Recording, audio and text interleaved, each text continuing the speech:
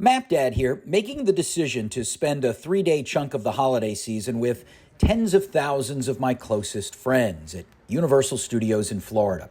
It had been more than a decade since MapDad's last visit. We stayed on property at the Portofino Bay Hotel and upgraded to get club access. Now, the rooms were nothing special, but the property was great, and the club access allowed us to start each day with breakfast and end twice with dinner. Taxes and self-parking added up to about $650 a night. Staying on property also gave us early access, a quick water taxi ride, and Universal Express access to the two older parks, Universal Studios and Islands of Adventure. My daughter was in charge of the ride itinerary, so first thing in the morning we were at Islands of Adventure at the Hagrid's Motorbike Adventure. Following that up with the other attraction in that Harry Potter land, Harry Potter and the Forbidden Journey, and my brain felt like scrambled eggs for a few hours. Now, the Spider-Man attraction still holds up well, and then we took the train to the other Harry Potter land at Universal Studios. A lunch at the Leaky Cauldron was okay, but I love that frozen butterbeer. Harry Potter and the Escape from Gringotts was like Spider-Man ride on steroids. The motion simulation of the Simpsons ride was a bit jarring, and then taking the spin in the Men in Black ride had MapDad ready to call it by dinner time, so a number of attractions in those two parks were unvisited. I vowed to rally the next day as we hit Epic Universe, the newest theme park that opened in 2025.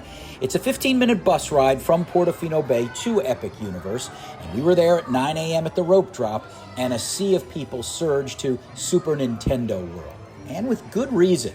We would spend 4 hours there alone. MapDad also forked over an extra $119 per ticket for the Express Pass in Epic, which allows you to skip the main line once on each attraction. The little kid Yoshi ride was the only thing open first thing in the morning, so we got a chance to take in the theming, waiting for the other rides to open. And when we got online for the Mario Kart Bowser's Challenge, it had broken down. It was a 45-minute wait when we got on, and a fun ride. MapWife's VR headset didn't work, and that proved fortuitous as we got a chance to ride it a second time. While it's butterbeer at Harry Potter, in Donkey Kong Country, it is the DK Crush Float. Banana and pineapple soft serve over pineapple Fanta soda. It's Universal's version of the Dole Whip, if you will, from Disney. Lunch was at the Toadstool Cafe. Not gonna lie, it was really, really good. I recommend the Luigi Burger, which is actually a chicken sandwich. As MapDaughter had been to the park once before, she had bought a band that allows the holders into some exclusive areas where you have to solve a few puzzles. It's a pleasant diversion. The band, though, it's $50. After Nintendo World, we went over to the Isle of Berk and saw the Untrainable Dragon show with a flying Toothless. That was a neat show. Hiccup's Wing Gliders is a nice roller coaster. Then it was off to the Harry Potter Ministry of Magic with Harry Potter and the Battle at the Ministry.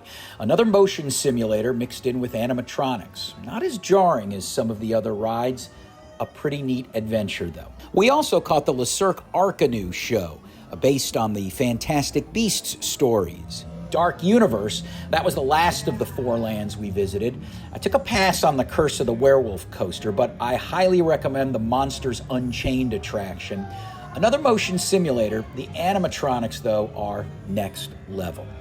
As the sun set, MapDad was convinced by MapSun to hit the Stardust Racers roller coaster.